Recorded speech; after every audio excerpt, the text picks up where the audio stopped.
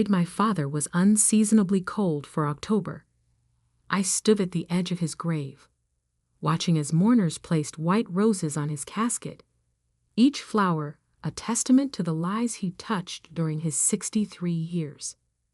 My sister Olivia clutched her husband's arm, her designer black dress and perfect makeup a stark contrast to my simple attire. Even at our father's funeral, she had to make a statement. He should have had a will, Olivia whispered to her husband, loud enough for me to hear. Now everything's going to be so complicated. I closed my eyes, trying to block out her voice. Trust Olivia to think about money while we were literally standing over Dad's grave. But she wasn't wrong. The lack of a will would make things messy. Dad's successful construction company, our childhood home, his investments, everything was now in limbo. My name is Sarah Mitchell, and until 3 weeks ago, I thought I understood my family. I was the quieter daughter, the one who chose to become a high school teacher instead of joining the family business. Olivia was the star, the one who went to business school and worked alongside Dad since she was old enough to read a contract. Sarah. My mother's voice pulled me from my thoughts. She stood beside me, elegant even in grief, her silver hair perfectly styled. Come with me for a moment, dear. We walked away from the crowd, past the rows of granite headstones until we reached a massive oak tree. Mom's hands trembled as she reached into her purse and pulled out a cream-colored envelope, sealed with wax in an old-fashioned way that was so characteristic of my father. Your father wanted you to have this, she whispered, pressing the envelope into my hands. Open it when you're alone. And Sarah, she hesitated, her eyes meeting mine. Whatever you read, remember that your father loved you. Before I could respond, she turned and walked back to the funeral, leaving me holding an envelope that felt heavier than paper should. I slipped it into my purse, my mind racing with questions. Why me? Why not Olivia? And why did Mom look so worried? The wake was held at our family home, a sprawling Victorian mansion that Dad had lovingly restored over the years. I watched as Olivia commanded attention in the living room, sharing stories about working with Dad, about how she was his right hand at the company. Our relatives nodded approvingly. Of course, Olivia would take over the business now. It was what everyone expected. Sarah, darling, my Aunt Margaret approached, martini in hand. I hope you're not too worried about all this. I'm sure Olivia will take care of you. I forced a smile, feeling the envelope burn in my purse. I'm fine, Aunt Margaret. I have my own life, my own career. Yes, teaching, she said with a slight grimace. Well, it's admirable work, dear. Though your father always hoped you join the family business. I excused myself and escaped to Dad's study, the one room in the house that still felt entirely his.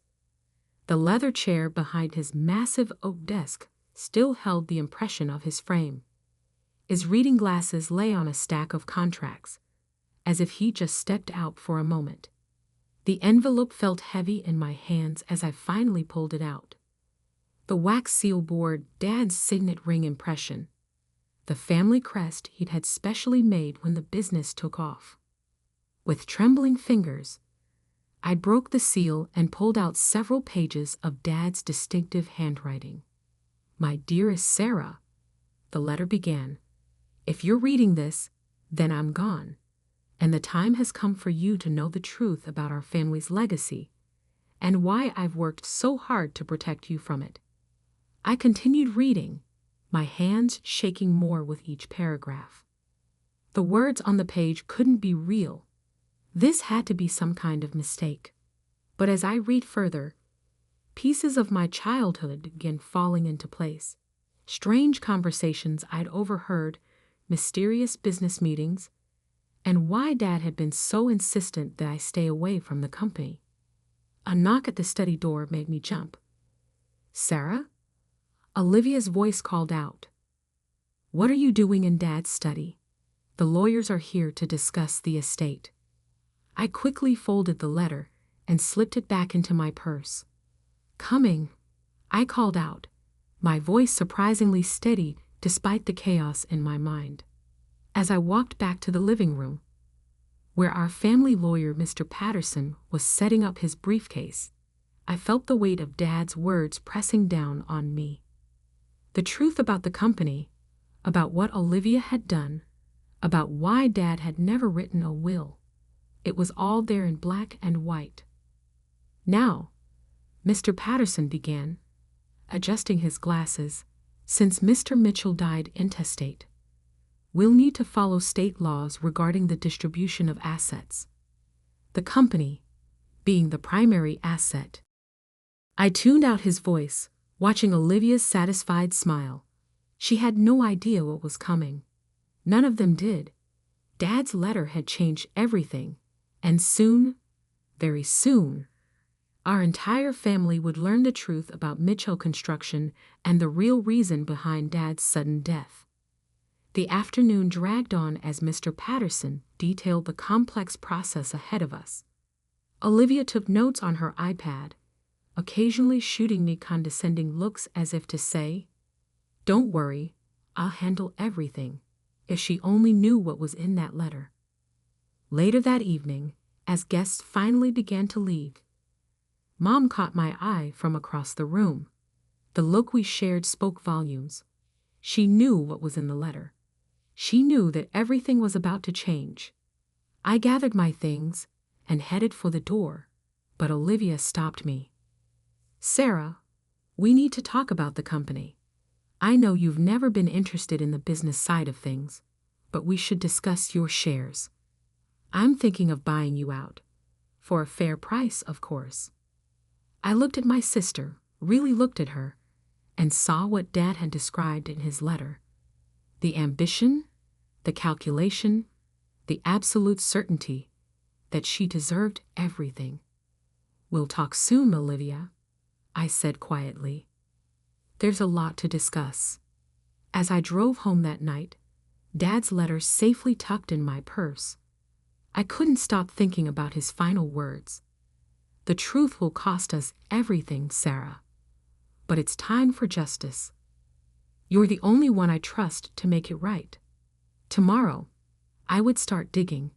Tomorrow, I would begin unraveling the carefully constructed lies that our family fortune was built on. But tonight, I would mourn my father, not just his death, but the weight he carried all these years, protecting me while watching his beloved company become something he never intended. The truth would indeed tear our family apart, but as Dad wrote, sometimes destruction is necessary for redemption. The morning after the funeral, I spread Dad's letter across my kitchen table, along with years of newspaper clippings I'd gathered overnight. The Mitchell Construction story was one of local legend. How my father built an empire from nothing, transforming a small contracting business into one of the largest development companies in the state. But Dad's letter told a different story. The company's success, he wrote, came at a price I never intended to pay. When the accident happened at the Riverside project in 2018, I thought it was just that, an accident. But what I discovered in Olivia's files changed everything. I pulled up the news articles about the Riverside project on my laptop. 3 workers had died when a support beam collapsed during construction of a luxury apartment complex. The official investigation ruled it an equipment failure. Mitchell Construction paid the families handsomely, and the story faded from headlines.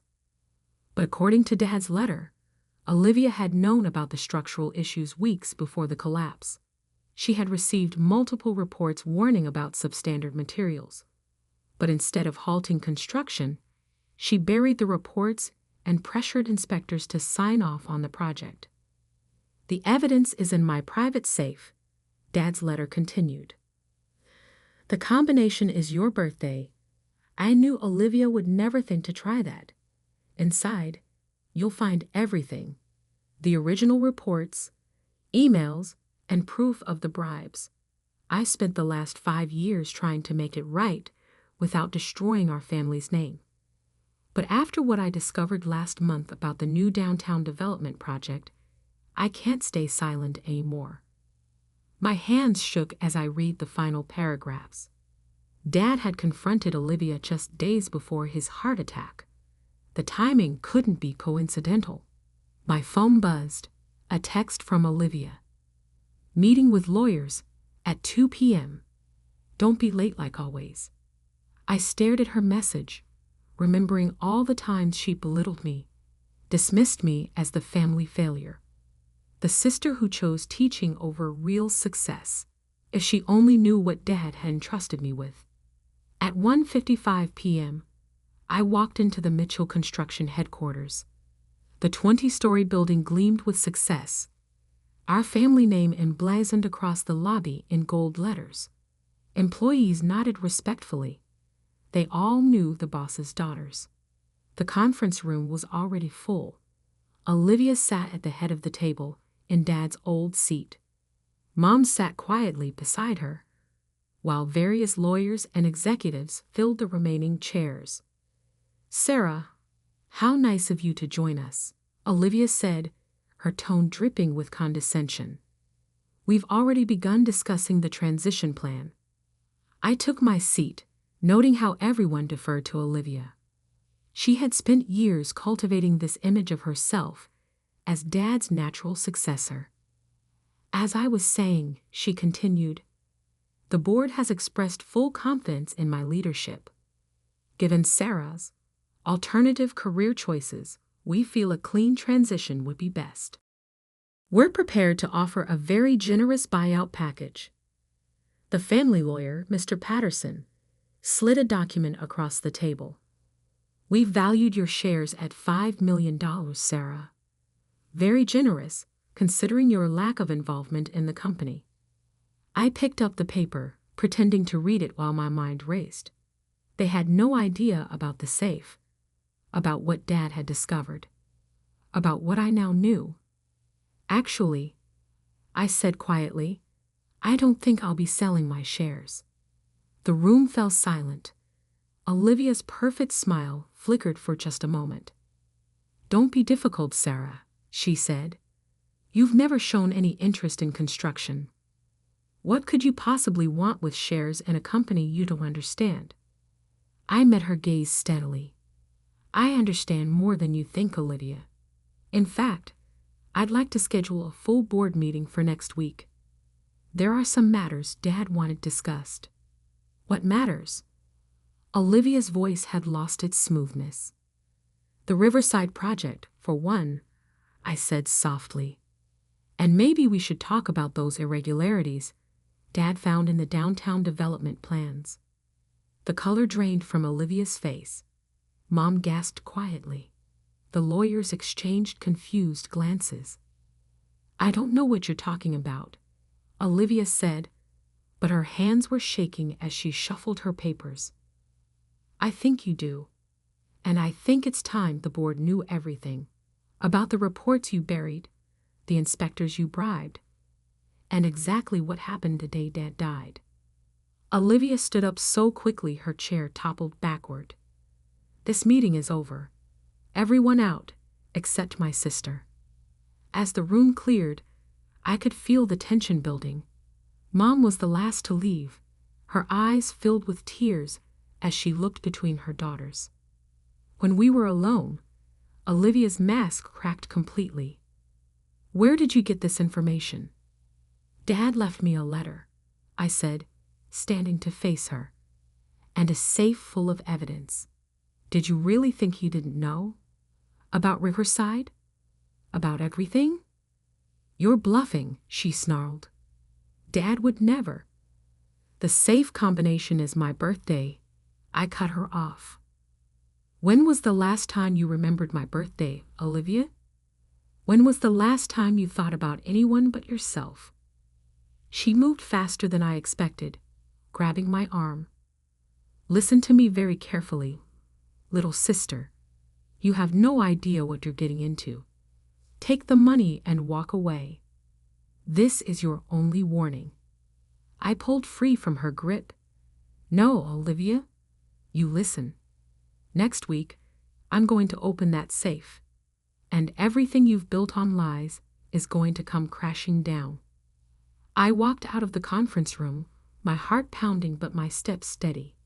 In my purse, my phone was already recording, capturing every word of Olivia's threat. Dad had taught me well. Always keep evidence. That night, as I sat in my apartment reviewing more of Dad's documents, my phone rang. An unlisted number. Ms. Mitchell? A man's voice asked. My name is James Torres. I was the site supervisor at Riverside before your sister fired me. I heard about your father's death. And there's something you need to know. I grabbed a pen, my hand trembling slightly. I'm listening, Mr. Torres. The day before your father died, he came to see me. He said he was gathering evidence, that he was going to make things right. He asked me to testify if it came to that. I closed my eyes, fighting back tears. And would you? Would you testify? There was a long pause. Yes, your father was a good man. What happened to him, it wasn't right. After I hung up, I sat in the darkness of my apartment, thinking about the path ahead. Dad's letter had unleashed a storm that would destroy everything. Our family's reputation, the company he'd built, perhaps even our freedom. But as I looked at the photo of him on my desk, his kind eyes smiling at me, I knew I had to finish what he'd started.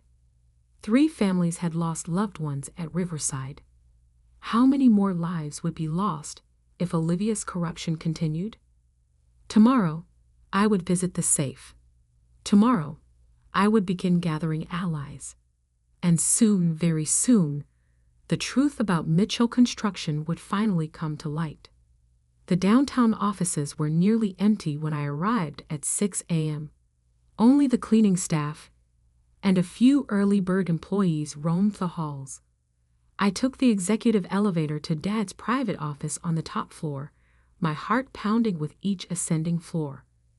The office remained untouched since his death. Family photos lined the walls, mostly of Olivia at company events, receiving awards, standing proudly beside Dad at groundbreaking ceremonies. Only one small frame held my college graduation photo, tucked away in a corner. The safe was hidden behind a large oil painting of the company's first building project. My hands trembled as I entered my birthday. 0 to 31 to 58 to 9. The mechanism clicked, and the heavy door swung open. Inside, organized with Dad's characteristic precision, lay folders upon folders of evidence, each one carefully labeled, dated, and annotated. But what caught my eye was a USB drive taped to the inside of the door with a note. Security footage. My office. September 15th. 3 days before his death. I pulled out my laptop and plugged in the drive. The video showed Dad's office. This very room. From the security camera in the corner. Dad sat at his desk, looking tired but determined. Olivia stormed in, her face twisted with anger. The audio was crystal clear. You can't do this. Olivia's voice crackled through my laptop speakers. I built this company into what it is today. You built it on lies, Dad replied calmly. On corruption and bribes. Those families from Riverside deserve justice. Justice? Olivia laughed bitterly. Where was your sense of justice when we were struggling? When we needed those first big contracts? You didn't care about cutting corners then. I was wrong. Dad's voice was heavy with regret. But this ends now. Tomorrow, I'm going to the board with everything. Olivia's next words chilled me to the bone. No, You won't. You're going to take your heart medication and go home. And if you ever threaten this company again, remember, accidents happen in construction all the time. The video ended. I sat in Dad's chair, tears streaming down my face. It wasn't just corruption anymore. This was murder. My phone buzzed. A text from an unknown number. Parking garage. Level B2. 10 minutes. Come alone. Everything in me screamed that this was a trap, but I had to know. I copied the USB drive, slipped one copy into my purse, and hid the other in a place Olivia would never look, inside the frame of my graduation photo. The parking garage was dimly lit and eerily quiet. A figure emerged from behind a concrete pillar. "Mom, I've been watching the security feeds," she said quietly. "I knew you'd come to the safe eventually." "Did you know?" I asked, my voice breaking. "About Olivia. About what she did to Dad." Mom's face crumpled. "I suspected. The night before he died, your father changed his heart medication. He said if anything happened to him, I should give you that letter. He knew Sarah. He knew what she was capable of." Before I could respond, elevator doors dinged. Olivia's voice echoed through the garage. "Well, isn't this cozy?" A secret mother-daughter chat. She wasn't alone. 2 large men in suits flanked her, their intentions clear in their stance. "I warned you to take the money," Olivia said, stepping closer. "Now you forced my hand." "Like you forced Dad's hand," I shot back. "What did you do, Olivia?" "Switch his medication." "Make it look like a heart attack?" Her smile was cold. "Prove it." "Oh, I can," I replied, matching her tone. "The evidence is already with the FBI. Dad's files, the video from your confrontation, everything. Did you really think I'd come here without insurance?" The color drained from Olivia's face. "You're bluffing." "Am I? Check your phone." On cue, her phone buzzed. Mine too. Breaking news alerts flashed across our screens. MTCGEL construction under federal investigation. FBI raise ARTES. "You didn't," Olivia whispered. "I did. An hour ago, I met with federal agents. They're upstairs right now, seizing every computer, every file. It's over, Olivia." The sound of sirens filled the garage. Olivia's hired muscle melted away into the shadows. She turned to run, but Mom's voice stopped her. "Enough. My husband is dead because of you. 3 families lost their loved ones because of your greed. Face what you've done, Olivia." Federal agents swarmed the garage, led by Agent Sarah Torres, James Torres's daughter. Poetic justice, I thought, watching them handcuff my sister. "Sarah Mitchell?" Agent Torres approached me. "We found additional evidence in the office. Your father, he left a recorded confession about everything. He was building a case against the company, against your sister. He was trying to make it right." I nodded, tears flowing freely now.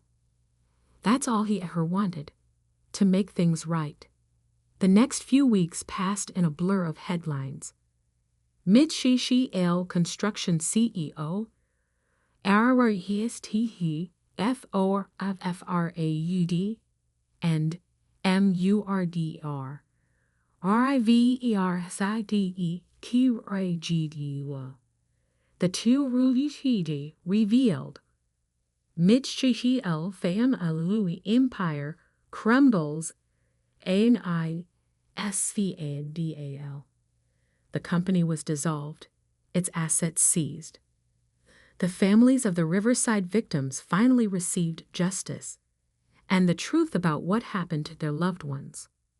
Mom and I moved away from the city, away from the whispers and pointed fingers. We bought a small house near my school, where I continued teaching. Sometimes, healing comes in the simplest forms. A year later, I visited Dad's grave alone. The family name had been tarnished, our fortune lost, but something more valuable had been saved: the truth. I placed a single rose on his headstone and whispered, "I did it, Dad. I made it right."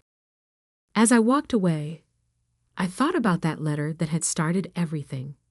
Dad knew that giving me that letter would destroy the company he built, tear apart our family, and expose decades of secrets. But he also knew that sometimes the cost of truth is worth paying. The Mitchell name no longer stood for power and success. Instead, it became a cautionary tale about greed, corruption, and the price of silence. But for me, it was simply the end of one chapter and the beginning of another.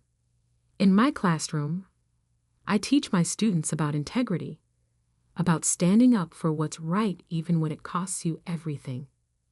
I tell them that true legacy isn't measured in dollars or buildings, but in the choices we make and the truths we're willing to face. Olivia sits in prison now, serving a life sentence for Dad's murder and the Riverside deaths. Mom visits her sometimes. I don't. Some betrayals can never be forgiven. The last time I saw